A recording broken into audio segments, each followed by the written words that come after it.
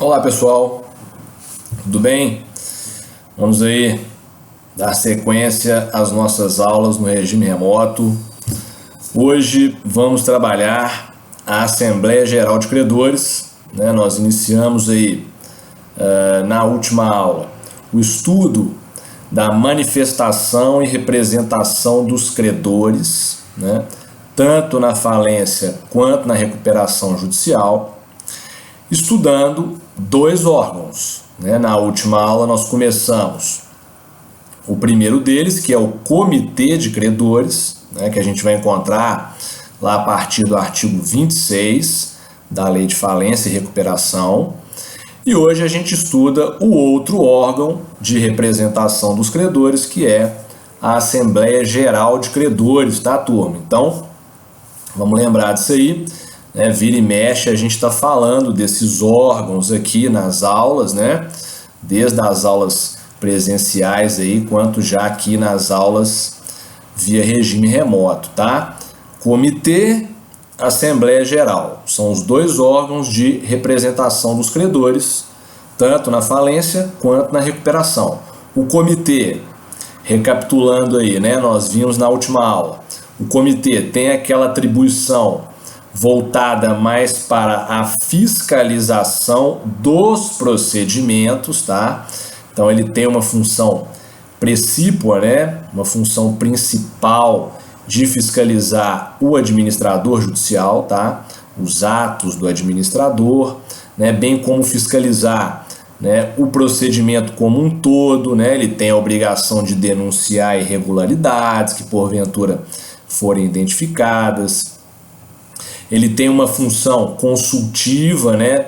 Por vezes, né, exige-se a manifestação do comitê de credores, né, para que algum procedimento seja aprovado, né? Nós vimos aí, por exemplo, lá na impugnação, né, ao quadro geral de credores, né, encontra-se lá manifestação do comitê, beleza? E em outros momentos aí ao longo da legislação, tá? E aí, turma, nós chegamos aqui na Assembleia Geral de Credores. E o que a gente tem que saber sobre a Assembleia Geral de Credores, que é importante, tá? A Assembleia Geral, como o próprio nome diz, né, ela vai envolver a totalidade dos credores habilitados, tá? Os credores concursais, isso é importante destacar, não participa da Assembleia com direito de voto, tá? Credores extraconcursais, nem credores de pedido de restituição, tá? Participam os credores concursais, beleza? Que a gente já conhece, nós já estudamos aqui, são os credores lá do artigo 83 da legislação, né? Os credores trabalhistas, os credores com garantia real. Detalhe, credor fiscal não participa, tá? Porque eles não estão sujeitos ao concurso de credores, né? Conforme prevê o artigo 187 do CTN. Aí vem credores com privilégio especial, credores com privilégio geral, credores quirografários e subordinados, tá? Então, muita atenção aqui, porque participa da Assembleia os credores concursais, tirando fora aí os credores fiscais, tá? Beleza? Estão fora da Assembleia credores extraconcursais, credores de pedido de restituição. E aí, turma, nós encontramos este órgão de deliberação geral, né, a partir do artigo 35, tá? No nosso PDF aí, todo mundo com ele aberto, né? Já está postado, né? Tanto no Canvas quanto no SGA. Nós temos aqui, ó, logo de cara eu coloquei para vocês aí uma imagem de uma Assembleia Geral de Credores na recuperação judicial da Oi, tá? Tem aí, ó, a imagenzinha, né? Um telão lá atrás, né? Com a marca Oi, beleza? E aí a mesa aqui composta, né, pelo administrador judicial, pelos administradores da sociedade empresária também, beleza? Etc etc., né? As pessoas que estão aí conduzindo o procedimento, né? E essa assembleia aqui é uma assembleia para aprovação do plano de recuperação judicial da Oi, tá? Uma assembleia para aprovação do plano de recuperação. Então, para todo mundo visualizar aí, né, como se dá a realização dessa assembleia, beleza? Aqui no telão, né, os administradores da Oi, né, da sociedade empresária, vão apresentar, né, o plano, beleza? Especificar como cada credor vai ser pago, né, nesse plano de recuperação judicial, para ver se os credores concordam, né, e aprovam o plano. É essa que é a ideia, tá? Uma das principais atribuições da Assembleia Geral de Credores é votar o plano de recuperação judicial, né, que a gente já estudou aí nas aulas passadas, né? O plano é aquele documento onde vão constar ali os meios de recuperação judicial, que a gente já viu, né? Trespasse, substituição de administrador, condições especiais de pagamento, arrendamento de ativos do empresário devedor, beleza? Aumento de capital social, emissão de valor mobiliário, né? Todas aquelas medidas que a gente estudou lá do artigo 50, tá? Da Lei 11.101 que nós já vimos aí, né? Então, a Assembleia ela vai aprovar ou vai rejeitar o plano. Essa é uma das principais atribuições da Assembleia Geral de Credores, tá, turma? É a votação do plano na recuperação judicial. Esse órgão também vai existir na falência, tá? Lá na falência ele tem suas atribuições e na recuperação judicial ele vai ter outras, dentre elas a principal é a votação do plano, beleza? Então, essa imagem aí revela como se dá aí uma Assembleia Geral de Credores, tá? Um detalhe aqui, a título de curiosidade, só para vocês saberem, no caso da Oi especificamente, né, que é o maior caso de recuperação judicial do nosso país até hoje, né, pode ser que isso se altere em razão da recuperação judicial da Odebrecht, né, que pode vir a ser a maior de todas, mas atualmente é o caso da Oi. O administrador judicial é um escritório de advocacia, tá, turma? É o escritório de advocacia Arnoldo Valde. O Arnoldo Valde é um grande doutrinador, né? Alguns falam Arnoldo Valde, outros Arnoldo Wald, tá? O sobrenome dele, que é o mais famoso, é W-A-L-D, né? Eu falo Valde, né? Tem que perguntar para ele depois se fala Valde ou se fala Wald. Mas enfim, é o escritório do Arnoldo Valde, que é um grande doutrinador aí do direito empresarial. Tem um grande escritório lá em São Paulo, tá? O escritório dele fica lá em São Paulo, é uma sociedade de advogados, né? Bem famosa aí, um escritório bem grande, tá, turma? Ele é o administrador judicial, no caso da recuperação judicial da Oi, beleza? Então vamos lá, turma, dando sequência aí, entramos aqui agora no estudo do artigo 35, tá? Da Lei 11.101, e aí nós vamos analisar aqui quais são as atribuições da Assembleia Geral, tanto na recuperação quanto na falência, tá, turma? E aí logo de cara nós temos aí, ó, a Assembleia Geral de Credores, o caput, tá?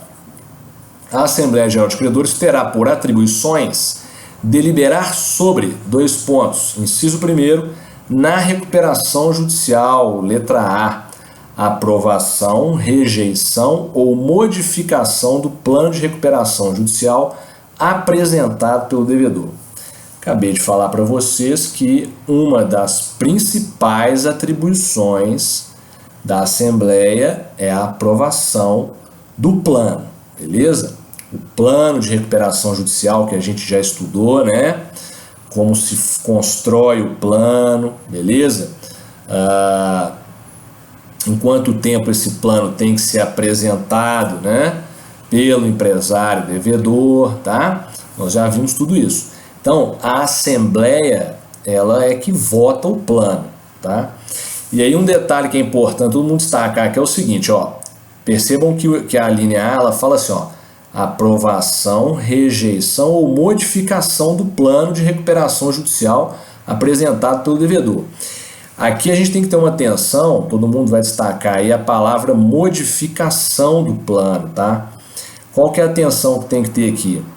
Vejam, turma, a Assembleia ela não pode modificar o plano e sujeitar o empresário devedor a cumprir com aquela modificação, tá? Muito cuidado com isso. Aqui, quando se fala em modificação do plano, o que se está querendo dizer é que a Assembleia pode propor modificações ao plano, tá? Mas ela não pode alterar o plano de forma unilateral e obrigar o empresário credor, o empresário devedor a cumprir com esse plano, tá? Muita atenção para isso, viu, turma? Então, quando se diz no inciso 1ª linha A do 35, modificação do plano, é apenas a propositura da modificação, tá? Ela não pode modificar o plano e fazer o empresário devedor cumprir com essa modificação, não. Ela vai propor a modificação em Assembleia Geral e se o empresário concordar, aí eles vão posteriormente aprovar e aí vai seguir com a execução do plano, tá? Então, a Assembleia ela pode propor a modificação e aí vai sujeitar ao empresário devedor concordar ou não com essa modificação, tá? Somente se o empresário devedor concordar com a modificação é que aí nós vamos ter a aprovação e aí dá-se sequência à recuperação judicial. Ela modificar de forma unilateral, sem chance, beleza? Isso não pode, tranquilo? Então, muita atenção. É muito comum isso, tá, turma? A Assembleia Geral propor modificações ao plano, tá? Muito comum isso.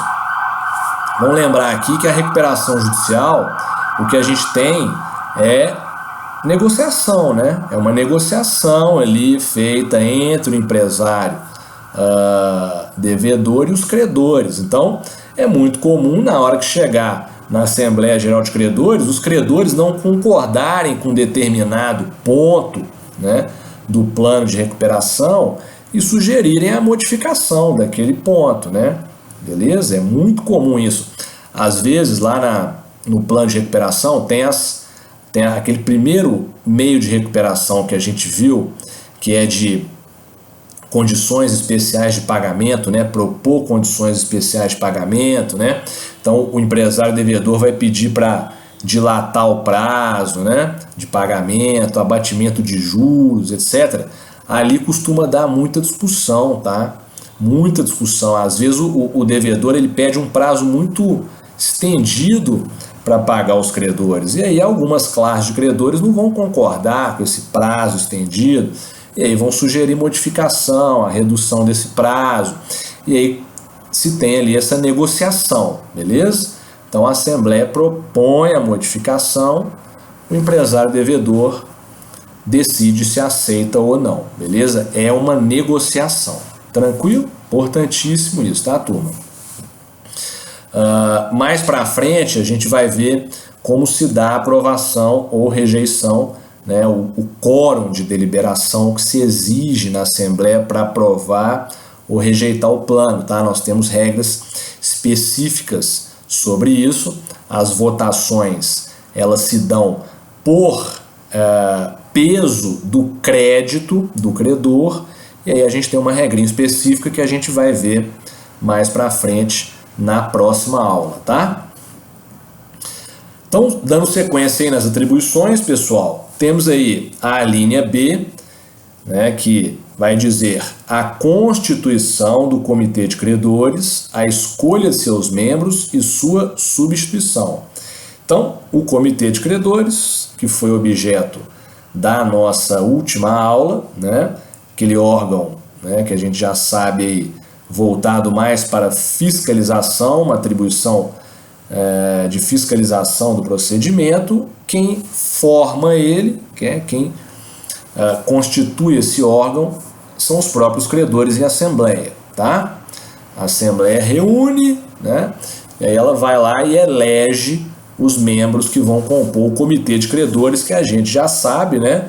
O comitê de credores é formado por quantos membros? 4 membros, tá, turma? Nós temos lá um membro que representa a classe dos credores trabalhistas.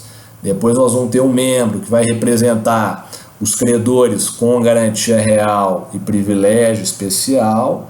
Depois a gente tem uma classe que vai um membro que vai representar os credores da classe dos credores quirografários e privilégio geral. E por último a gente tem um membro representante dos credores titulares de MEI, ME ou EPP, beleza? Esse é o comitê, são 4 membros, né, um órgão também colegiado, né, que vai ali deliberar sobre uma série de questões que a gente já estudou. As atribuições estão lá no artigo 26, tá? Quem não assistiu à última aula, assista, porque esses 2 órgãos estão, né, bem ligados aí, tá? Então, ótimo. Constituição do comitê é atribuição da Assembleia. Na sequência, nós temos aí a linha C que foi vetada, tá? A linha D, o pedido de desistência do devedor nos termos do parágrafo 4º do artigo 52 desta lei. O que é isso aqui, turma? Presta atenção. Pedido de desistência. Nós já vimos isso aqui, tá? Eu já falei para vocês rapidamente quando a gente estava estudando lá pedido e processamento da recuperação. Nós vimos isso aqui. O que vai acontecer? Nós vimos que o empresário devedor ele vai elaborar a petição inicial, né? Que é o pedido de recuperação judicial. Ele elabora o pedido de recuperação judicial e aí ele tem que observar toda aquela documentação que a gente já viu aí, né? Que é exigida pela legislação, tá? Não existe plano de recuperação judicial nesse momento, é só o pedido de recuperação judicial, né, com toda aquela documentação que o instrui. Aqui a gente está trabalhando lá a partir do artigo 51 ali, tá? Então, ótimo, elabora-se o pedido, esse pedido ele vai ser distribuído, né, no foro competente, que a gente já estudou, a gente já sabe qual que é. O juiz ele recebe, verifica se a documentação exigida pelo artigo 51 está em termos, e aí o que ele vai fazer? Ele vai deferir o processamento da recuperação judicial, né? Nós já passamos por esse procedimento. O juiz então defere o processamento. É aí que vai vir o plano, né? É aí que vai vir o plano, o empresário devedor, a gente já viu, ele tem 60 dias para apresentar o plano. Mas essa regrinha aqui do 35, inciso 1º, a linha D, que a gente tem que ter atenção é o seguinte: quando o empresário elaborou a inicial, distribuiu, o juiz recebeu, verificou se está em termos da documentação, e aí ele resolve deferir o processamento, nesse momento, tá, que ele defere o processamento da recuperação, o empresário devedor não consegue mais desistir do pedido de recuperação judicial, tá? Ele só consegue desistir do pedido se ele obtiver a aprovação dos credores em assembleia, beleza? É essa que é a regrinha aí, ó, que a gente vai encontrar lá no artigo 52, parágrafo 4º. Então, o pedido de desistência do devedor, nos termos do parágrafo 4º do artigo 52 desta lei, é atribuição da Assembleia. Isso costuma cair muito em prova, tá, turma? Muita atenção para isso, costuma cair muito em prova de concurso, em prova de OAB, tá?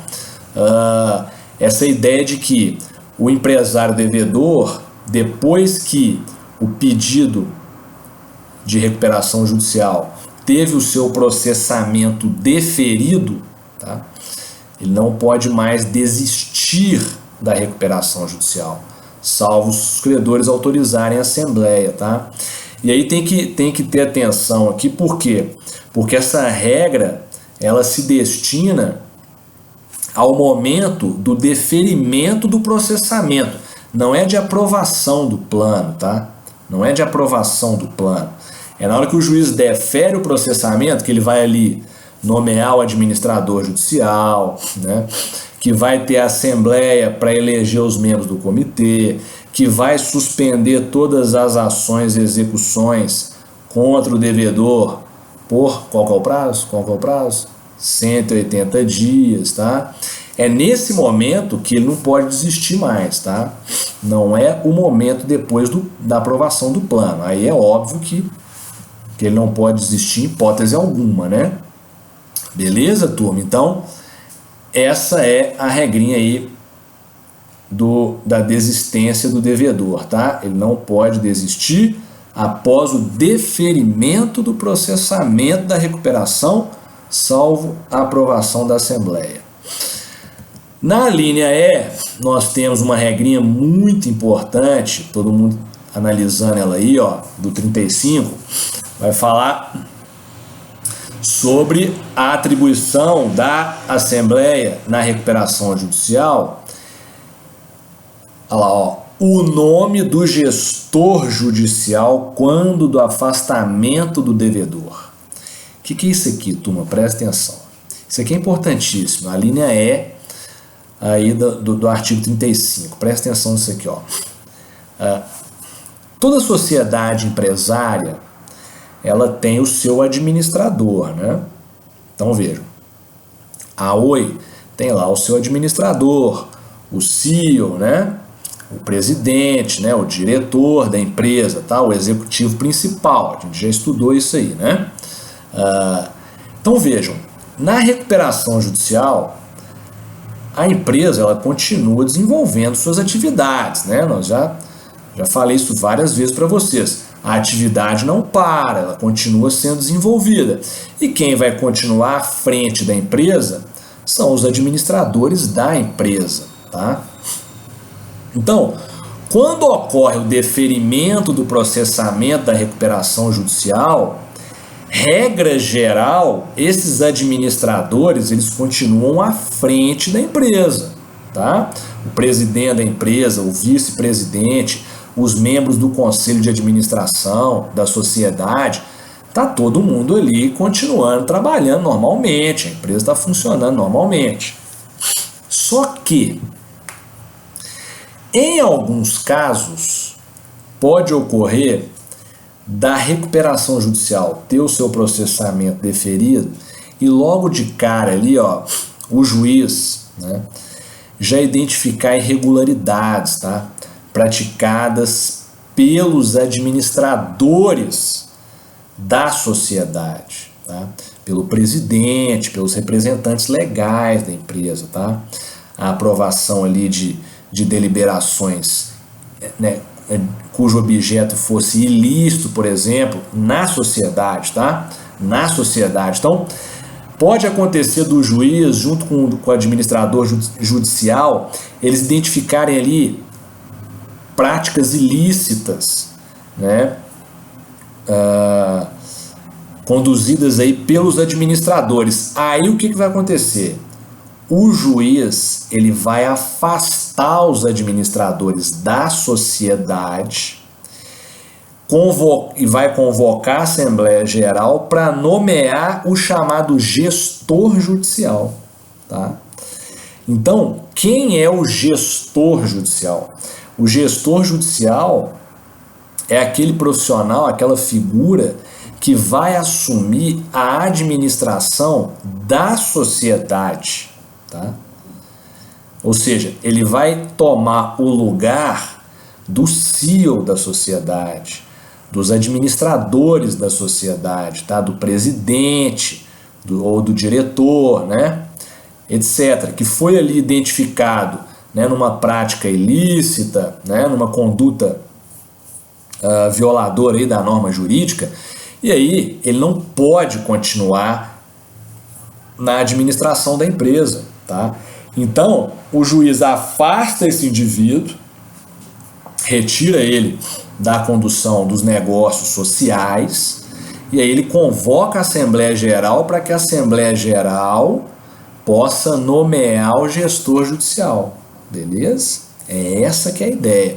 Aí a Assembleia, né, reunindo ali os credores habilitados, eles vão escolher alguém para gerir a companhia, beleza?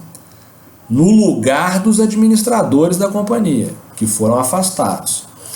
Então, um detalhe muito importante aqui que todo mundo tem que ter, para não confundir, é que o gestor judicial não se confunde com o administrador judicial, tá?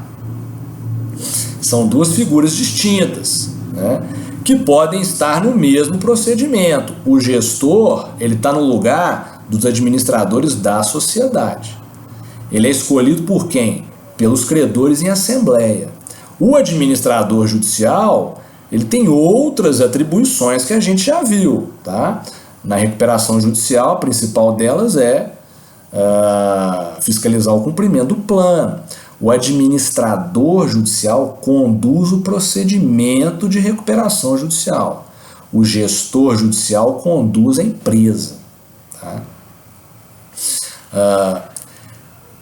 É essa que é a ideia. Então não se confunde gestor judicial com administrador judicial. O administrador judicial, quem escolhe ele é o juiz. Né? Nós já vimos aí, o juiz é que nomeia o administrador judicial. Tá?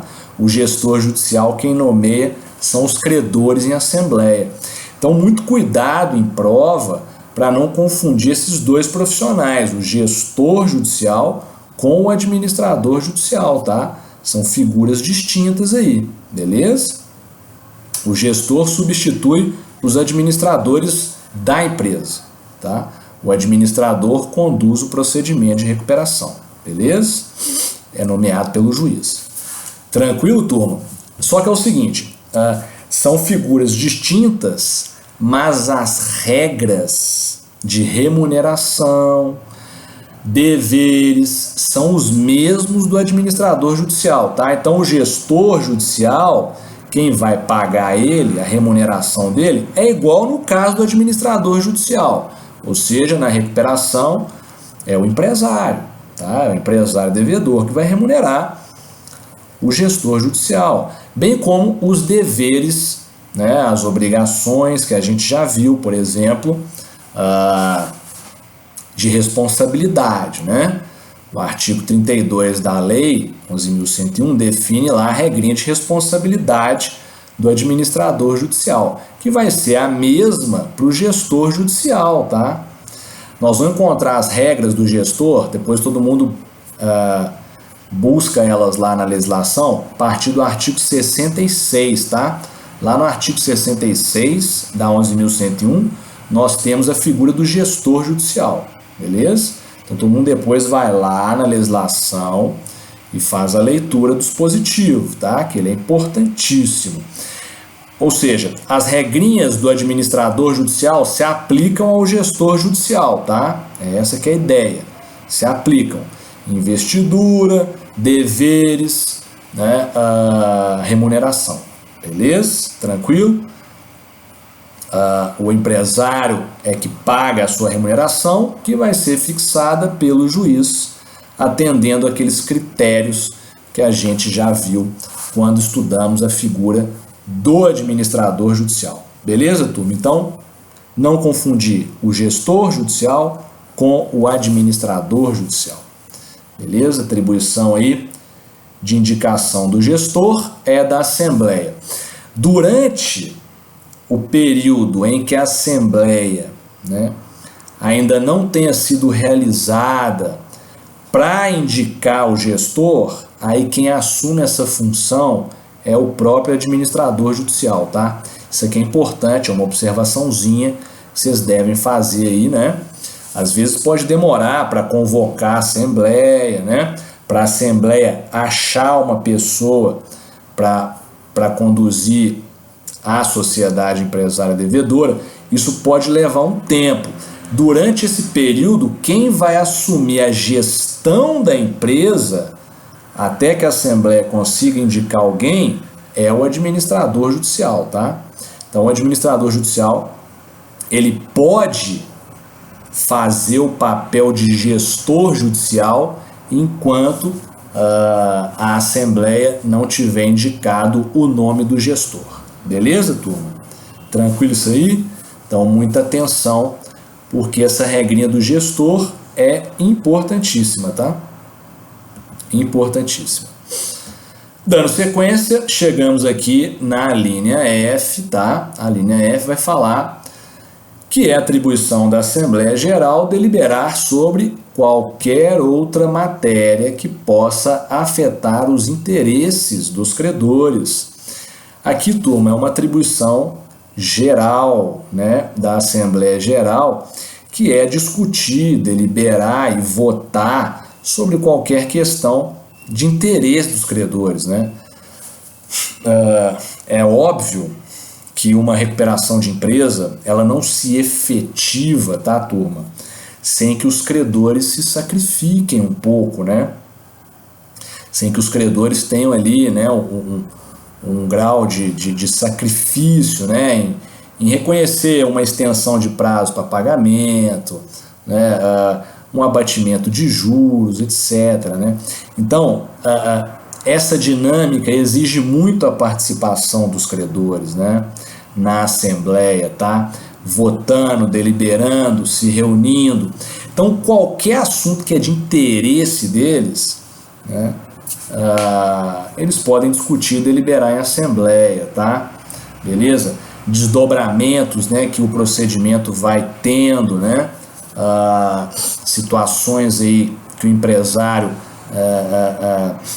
pode incorrer ao longo, né, da recuperação judicial, que porventura vai prejudicar os interesses desses credores, eles vão se reunir e vão deliberar, tá? O único impedimento para essas deliberações é o custo, né? Já que isso é custo, tá? Realizar a Assembleia Geral de Credores gera custo, né? Então, quanto menos assembleias forem realizadas, melhor, né? Já que a gente está diante aqui de um procedimento que leva a despesas, beleza? Tem que convocar os credores, mais para frente a gente vai olhar isso, tá? Então, beleza, turma. Então, finalizamos aqui as atribuições da Assembleia previstas na recuperação judicial, para a recuperação judicial, tá? Artigo 35, inciso 1º, até a linha F. Aí no inciso 2º, nós temos as atribuições da Assembleia na falência, né? Eu falei para vocês que tanto o Comitê de Credores quanto a Assembleia são órgãos que existem na falência e na recuperação. Agora, na falência, quais são as atribuições da Assembleia? Primeiro, o dispositivo está vetado, da linha A. Segundo, a constituição do Comitê de Credores, a escolha de seus membros e sua substituição, igual vimos aí na recuperação. Na falência é a mesma regra, tá? O comitê, ele é formado mediante a eleição de representantes das diversas classes, né, dos credores concursais e, portanto, são os credores em assembleia que vão eleger esses membros, beleza? Que vão constituir esse órgão. Um detalhe que é importante todo mundo lembrar sobre o comitê, que o comitê de credores, ele é facultativo, tá, turma? Ele é facultativo. A assembleia já é um órgão obrigatório, tá? Eu sempre vou ter assembleia. Nem sempre eu vou ter comitê. Comitê, vão lembrar aqui, quem remunera os membros do comitê são os próprios credores, tá? Então o comitê, ele representa custo, né, para os credores. Então não é comum a gente encontrar comitê de credores em falências e recuperações menores, né, de empresas de menor porte, tá? Somente em empresas aí de maior porte, já que ele é custo, né? E aí pode ser que os credores não tenham interesse em arcar com mais essa despesa para lá na frente receber o seu crédito, tá? Então, essa que é a ideia, constituição do comitê. A linha C, a adoção de outras modalidades de realização do ativo na forma do artigo 145 desta lei.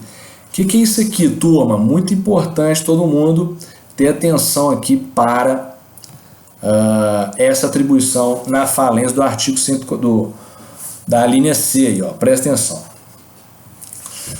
Aqui a gente está falando de um procedimento específico que a gente já estudou, tá? Que é a realização do ativo. Tá? Realização do ativo, vamos lembrar aqui todo mundo, né? Nós estamos trabalhando lá a partir do artigo 139 da lei, né? Que nada mais é que pegar a massa falida e transformá-la em dinheiro, beleza, turma? Ou seja, é a alienação dos bens, né, do empresário falido, beleza? Então vamos lembrar aqui, quando a gente fala de realização do ativo, né, a transformação da massa em dinheiro, nós temos as formas de realização do ativo, beleza? Que estão lá no artigo 140 da Lei 11.101, e temos as modalidades de realização do ativo, que estão lá no artigo 142. As formas de realização do ativo, do artigo 140, são 4, que são aquelas regrinhas de como o administrador judicial tem que vender os bens, né? Então a primeira forma que ele tem que tentar seguir obrigatoriamente ele tem que tentar vender a empresa como um todo, beleza? Primeiramente, não foi possível achar comprador, não foi possível realizar, né, todos os ativos vendendo a empresa com todas as suas filiais em bloco, aí ele vai para a segunda forma, que ele vai tentar agora vender as unidades produtivas, as filiais, né, os estabelecimentos separadamente, beleza? Não foi possível, aí ele vai para a terceira forma, que é tentar agrupar bens, né, do empresário, para tentar fazer a venda desses bens agrupados, beleza? Ele vai reunir esses bens em bloco para tentar fazer a venda desses bens. Não foi possível, aí ele vai para a última forma de realização do ativo, que é a pior de todas, que é vender os bens o quê? Separadamente, tá, turma? Que é tentar fazer a venda dos bens separadamente, né? Ele é obrigado a seguir da primeira para a última forma. A última forma é a que menos arrecada recursos para a massa, tá? Poder futuramente pagar os credores. Então, essas são as formas de realização do ativo que o administrador judicial tem que seguir. Então, lá no artigo 140. As formas não se confundem com as modalidades de realização do ativo, que estão no artigo 142. As modalidades, a gente está falando aqui dos meios para se vender esses bens, né? Quais são os meios, né, para se realizar esse ativo? Então eu tenho 3 modalidades que a gente já viu. Eu tenho o leilão por lances orais, aquele procedimento conduzido pelo auxiliar do comércio chamado leiloeiro, né, matriculado lá devidamente na junta comercial. Eu tenho as chamadas propostas fechadas, né, que é aquela modalidade em que o juiz designa o dia, a hora, né, em que os interessados em adquirir os bens vão elaborar suas propostas, né, e colocá-las em envelopes lacrados, né, e apresentar na sede do juízo, tá? Depois esses envelopes são abertos, né, lidas as propostas na presença de todos os interessados, e aí aquela que for maior leva a coisa, né? E por último, a última modalidade é o pregão, né? O pregão é aquela modalidade híbrida de realização do ativo, né, que a gente já viu aí, na qual eu vou ter a conjugação tanto das propostas fechadas, da modalidade propostas fechadas, quanto da modalidade leilão, né? Começa com proposta fechada, Depois que as propostas forem abertas e lidas na presença de todos, vão se classificar para a fase do leilão aquelas propostas que não forem inferiores a 90% da maior proposta ofertada, né? Já vimos essa regrinha aí, importantíssima. E aí, os interessados vão disputar ali no leilão a coisa, tá? Então, são 3 modalidades: leilão, proposta fechada, pregão. Então, vejam, o artigo 35 aqui, ó, inciso 2º, a linha C, né, conjugado com o artigo 145 da Lei de Falência, vai atribuir à Assembleia Geral aprovar, deliberar sobre outras modalidades de realização do ativo, beleza? Outras modalidades que não sejam leilão, proposta fechada ou pregão. Às vezes, turma, a dinâmica ali, ó, do procedimento, tá, exige a adoção de outra modalidade de realização do ativo, tá? Por exemplo, a constituição de uma sociedade de credores, né? Forma-se uma sociedade de credores que vai assumir todos os ativos do devedor, beleza? Isso está fora das modalidades de realização do ativo do 142, tá? O que eu vou ter aqui? Ao invés de se fazer um leilão para vender os bens, né? Ao invés de se fazer um pregão para vender os ativos, eu vou passar todos esses ativos para uma sociedade de credores que vai ser formada pelos próprios credores. Às vezes essa sociedade pode ser formada pelos próprios credores juntamente com os sócios da sociedade falida, tá? E aí os credores passam a ser sócios, né, da sociedade falida, beleza? Ou seja, utilizando seus créditos, eles adquirem participação societária na sociedade falida. Portanto, isso pode acontecer, ou eles formam uma sociedade e, através da utilização dos seus créditos, eles adquirem, né, os ativos, tá, da falida, adquire os galpões, o maquinário, adquire tudo e eles vão passar a gerir isso. Essa é uma hipótese, tá? Está prevista no artigo 145 da lei. A constituição de sociedade pelos próprios credores, tá? Às vezes pelos próprios empregados da sociedade falida, tá? Para adquirir os ativos, utilizando os seus créditos. É óbvio que essa modalidade de realização do ativo, ela tem que ser aprovada pela Assembleia Geral de Credores, beleza? Os credores é que vão deliberar e vão aprovar isso, tá? Esse é um exemplo de quando, né, eu posso ter uma modalidade distinta. Outro exemplo é fazer a venda diretamente para algum interessado, tá? Apareceu ali um interessado, fazer o leilão, fazer o pregão é caro, é custoso, né? Não é tão interessante assim no mercado aqueles ativos, mas surgiu ali um comprador, tá? Que está com uma proposta, beleza? Então, ao invés de gastar dinheiro fazendo um leilão, fazendo uma proposta fechada ou fazendo um pregão, pode-se optar pela venda direta para esse interessado. Obviamente que tem que ser deliberado em assembleia, beleza? Essa que é a ideia. Eu estou saindo das modalidades regulares e adotando uma modalidade diferente de vender esses ativos.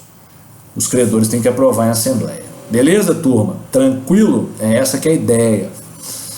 Aí da linha C do inciso 2º do artigo 35.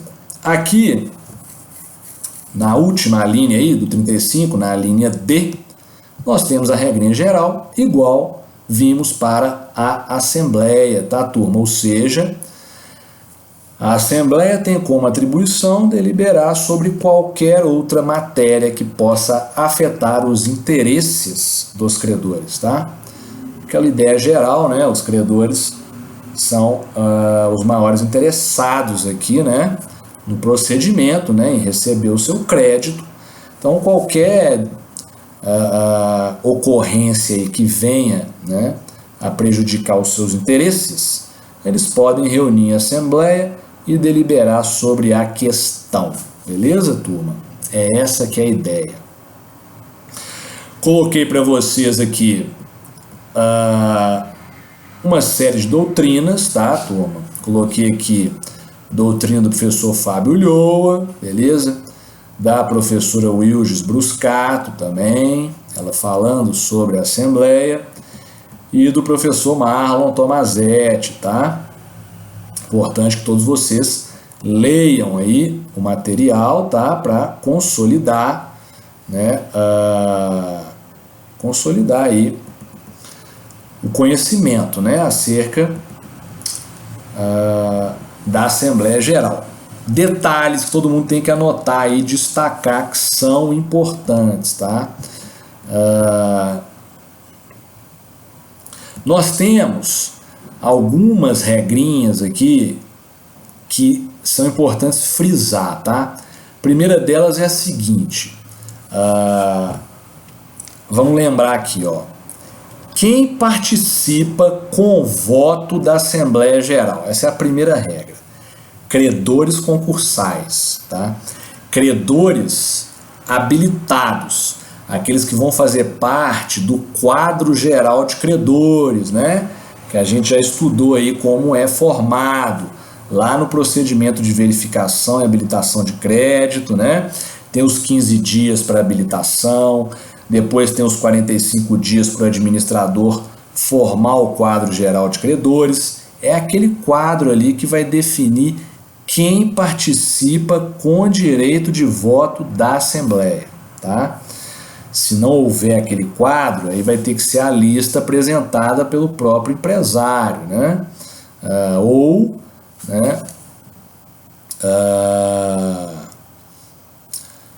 ali as habilitações que forem feitas, tá? É essa que é a ideia, né? Então, muita atenção para isso aqui, tá? Aí tem que lembrar de uma regrinha que é a seguinte, turma, que é importante a gente destacar aí. Vamos lembrar que quando ocorre habilitação retardatária, né, nós temos uma consequência, nós já vimos isso, né? Nós vimos isso em sala de aula, inclusive. Quando eu tenho habilitação retardatária, uma das consequências é a perda do direito de voto na Assembleia, né? Então tem que lembrar dessa regra, que a gente já viu em sala de aula, tá? Ou seja, é uma punição, né, para quem chega atrasado no procedimento, né? Chegou atrasado ali, vai perder o direito de voto na Assembleia, salvo se for credor trabalhista, né? Exceto se for credor trabalhista, tá? Então, é essa que é a ideia, beleza? Perde o direito de voto, é uma punição, né? A não ser que o indivíduo, ele chegue atrasado, né? Ele chegue atrasado, ou seja, após os 15 dias de habilitação, porém, antes da homologação do quadro. Se o sujeito atrasa, mas ele chega antes da homologação do quadro, que é aquele procedimento que ocorre depois das impugnações, né, lá na frente, aí tudo bem, ele vai ter o direito de voto, tá? Então é muito importante isso. Essa é a primeira regrinha importante aí para destacar a título de observação. A segunda, que é importante também, é a seguinte: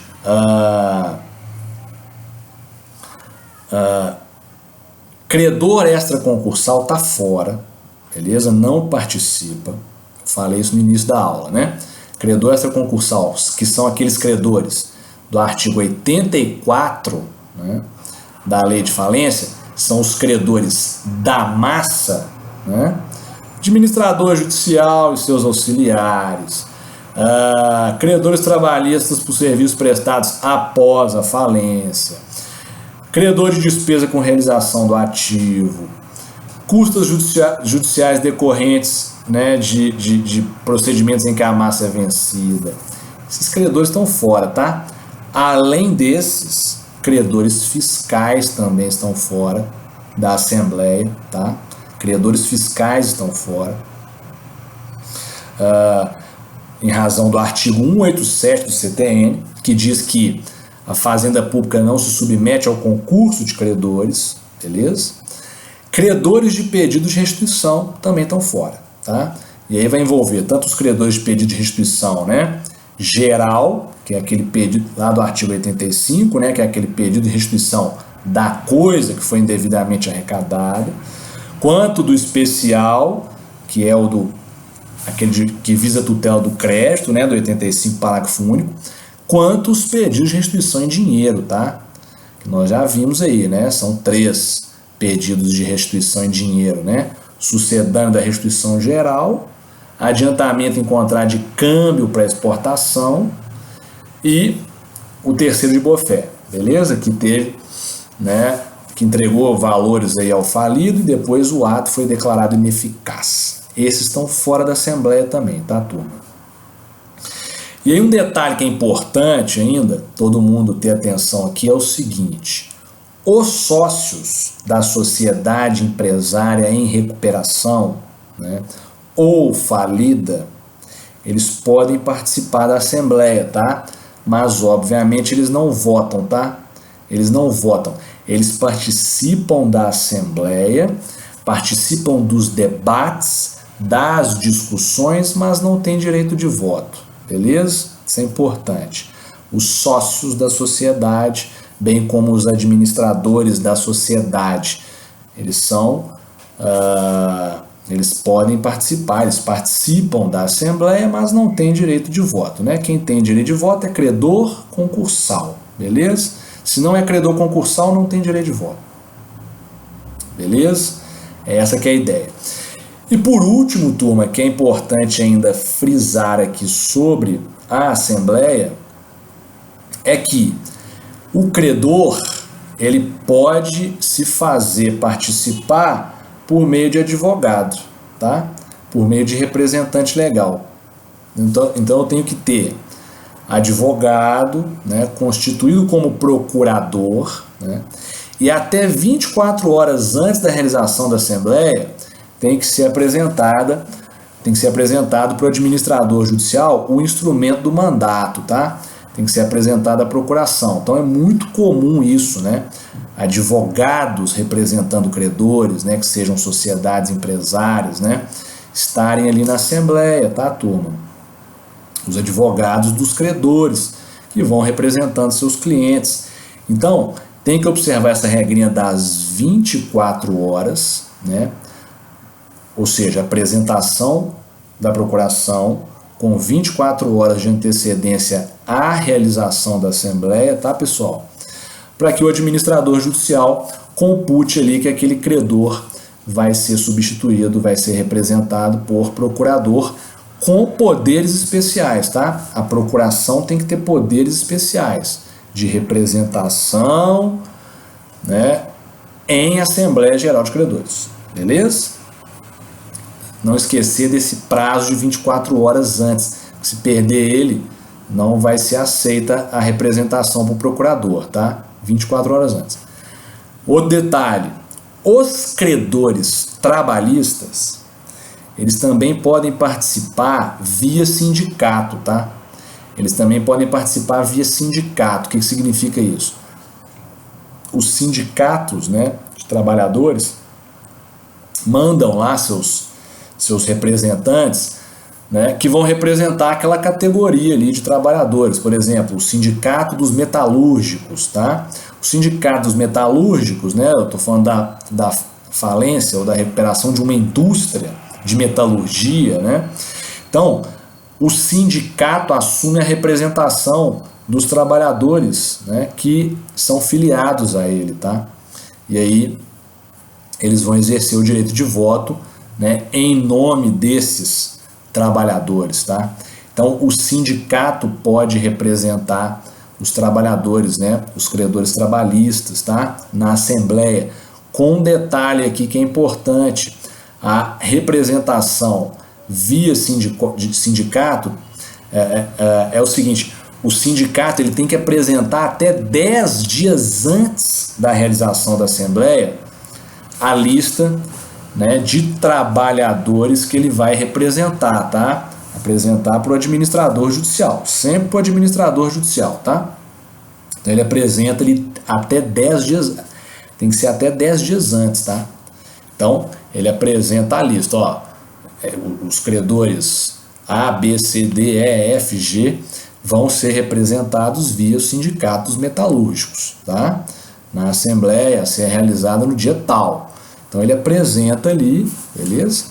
Essa relação de credores até 10 dias antes para o administrador poder computar que aqueles determinados credores ali estão representados por sindicato. Pode acontecer de um trabalhador ser representado por mais de um sindicato. Às vezes o cara vai na lista dos sindicatos metalúrgicos e ele vai na lista também do sindicato dos trabalhadores da indústria de base, por exemplo, né? Enfim, se isso acontece, isso aqui é muito importante, tá?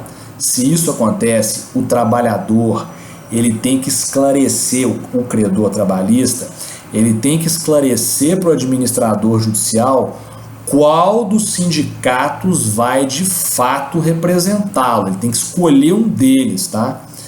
Porque se ele for indicado em duas listas e ele não definir para o administrador, ele não informar o administrador qual dos sindicatos vai representá-lo, ele fica sem representação, tá? Ele fica sem representação.